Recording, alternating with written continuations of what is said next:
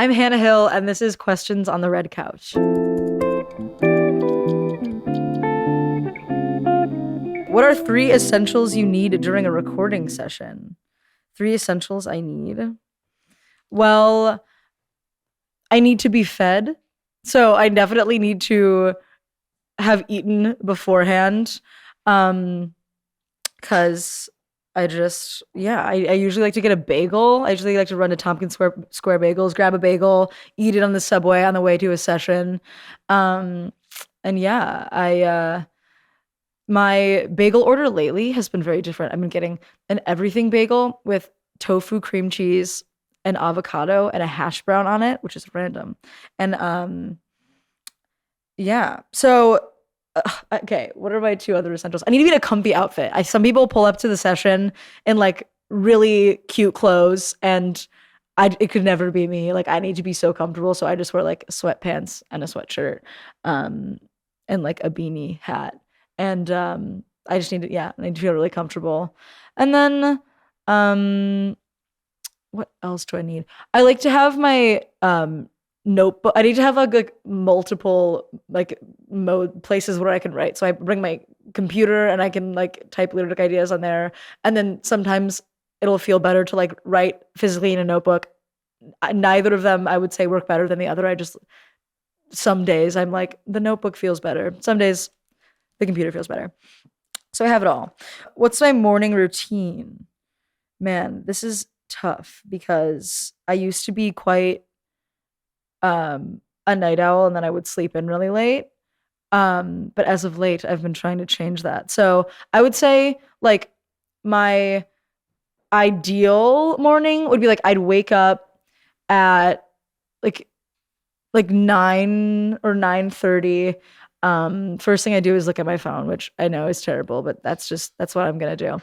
And then I'll make myself coffee and some breakfast, and then um head off to a class or perhaps go on a run maybe. I've been trying to run a little bit. Um so yeah, I'll make some avocado toast.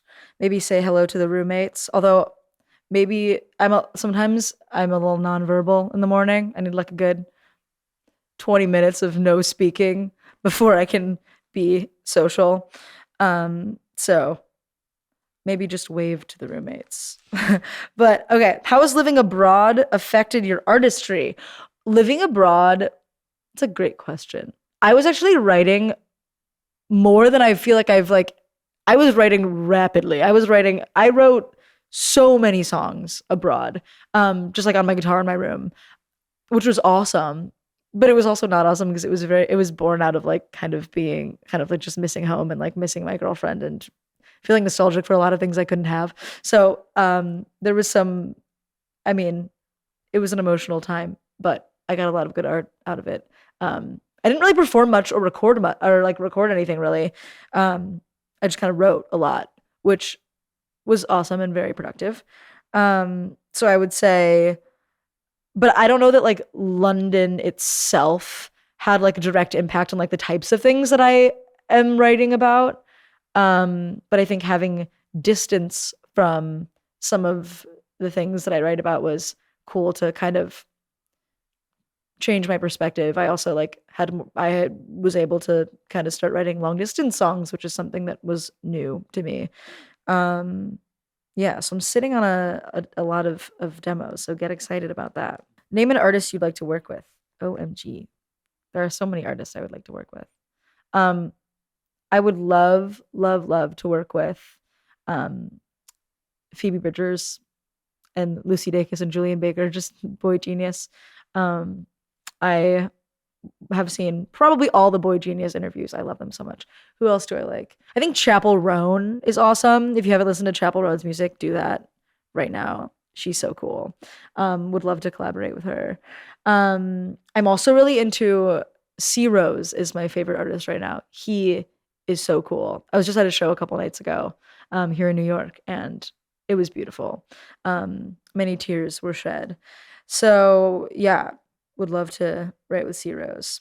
Although I feel like a lot of the artists I like are very, from what I know about them from like watching interviews, they're very like, they write things pretty independently. Like it's kind of like hard to bag a session with them, but someday. What's my favorite book? Bold of you to assume I read. Just kidding. I This is a hard question. Um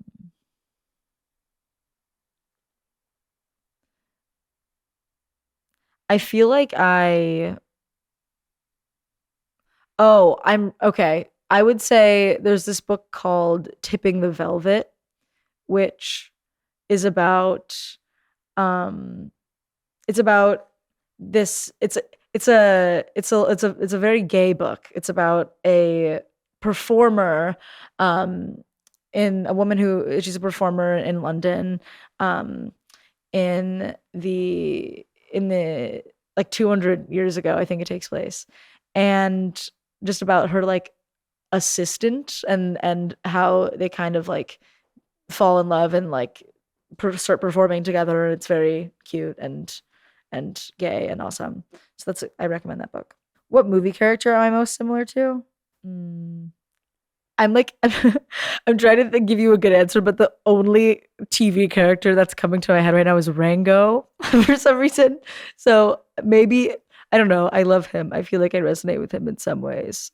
Um, but the lizard Rango, great cartoon, maybe the best cartoon movie ever, in my opinion. That it's called Rango. He's the star. He's a lizard. You actually find it very funny. It's like it holds up as you age. Like it's not just like yeah, for sure. Who's someone that inspires you? Well, someone that I would say someone that really inspires. I love Phoebe Waller-Bridge, the writer director Phoebe Waller-Bridge. She wrote Killing Eve. She wrote and starred in Fleabag. I think she's hilarious and takes a lot of risks with her writing, like very like off kilter kind of um, raunchy, risky writing, but it works and it's hilarious. And she's such a feminist, and I think she just makes some really cool art, and she seems like just like a really fun, um, lively personality, and I would love to meet her and potentially work with her. And so she inspires me a lot. Um, I'm really inspired by my mom too because I think she's just so she has such a positive outlook on life. She's so she tries to keep things very happy all the time, and I think that's very admirable. Um, so yeah, I'm very inspired by her. An area I could improve on.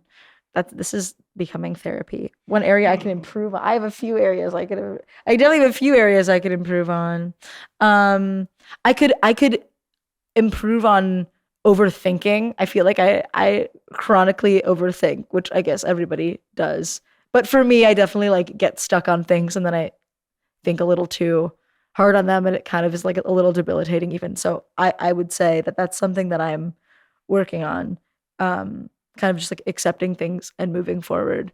Um and hmm I feel like I could I'm working on like keeping like talking to my family more. Like I'm calling my parents and my brother more.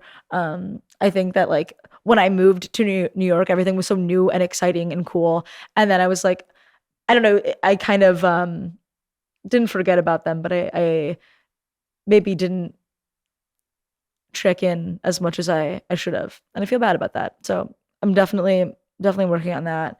Um I could also, as an artist, one area I could improve, probably just being more like patient with myself. Like I feel like most artists would consider themselves perfectionists, probably. So I feel like just being kind of like I don't know, giving myself the grace to um, take time off from it if I need to, or like you know allow myself to write a song that I don't really like and then be fine with it and put it to the side and then write something cool tomorrow. Um, so yeah, I also want to improve on like my piano skills. I would love to get better at piano. I can definitely get by with it, but I would love to elevate that skill and as a producer too. Um, all right. Well, that's all the questions in this book. But yeah, thank you for watching.